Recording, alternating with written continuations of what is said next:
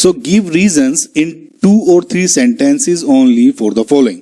Now hydrogen peroxide act as an oxidizing as well as a reducing agent. अब देखिए guys, ये basically question आपको किसी चीज में पूछा जा सकता है, रेडॉक्स रिएक्शन में भी पूछा जा सकता है, आपको पीरियोडिक टेबल में भी पूछा जा सकता है, ऑक्सीजन के चैप्टर में पूछा जा सकता है, हाइड्रोजन के चैप्टर में पूछा जा सकता है, राइट गाइस। सिमिलरली मैंने केमिकल बॉन्डिंग में ले लिया।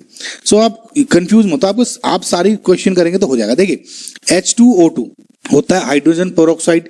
देखिए HOO, आपको मैं एक बार बता दूं पेरोक्साइड क्या होता है। देखिए हमेशा जब भी आपकी किसी भी कंपाउंड में ये OO वाली लिंकेज हो जाएगी ना, ये वाली, तो उसे हमेशा पेरोक्साइड बोलेंगे, राइट गाइस। सिमिलर नाउ अब देखिए ये, अब पेरोक्साइड के केस में जो ऑक्सीजन की जो आपकी ऑक्सीडेशन स्टेट होता है वो -1 होता है दोनों का, राइट गाइस। उसे कैलकुलेट कर सकते हैं आप कैसे, H की +1 ऑक्सीडेशन से 2 × +1, राइट, और ऑक्सीजन की निकालनी यानी 2O ओवरऑल 0, राइट, ऐसे लिख देता हूं।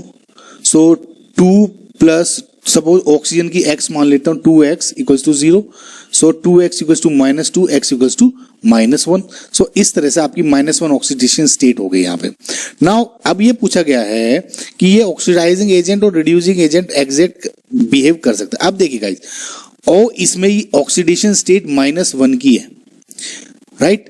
अगर इसको मैं ऑक्सीडाइज कर दूं H2O2 को, राइट, H2O2 को ऑक्सीजन में, तो इसकी ऑक्सीडेशन स्टेट 0 हो सकती है, राइट। सो अगर आप देखें एग्जिस्ट करता है कि -1 ऑक्सीडेशन स्टेट में it can convert, it can in fact loose electrons, right guys, it can lose electrons, और ऑक्सीडेशन जो इसकी स्टेट होगी वो 0 हो सकती है। इसका मतलब ऑक्सीडेशन पॉसिबल हो रहा है। सिमिलरली ऑक्सीजन जो -1 है H2O2, it can gain electrons, और सपोज H2O में बन गया जिसमें ऑक्सीडेशन स्टेट क्या होगी, -2 होती है, यानी इलेक्ट्रॉन्स को एक्सेप्ट किया। इलेक्ट्रॉन्स जब गेन करते हैं तो उसको क्या बोलते हैं, रिडक्शन, राइट गाइस। सो हो गया इस तरह से, राइट। सो इसमें बस यही समझाना था, राइट।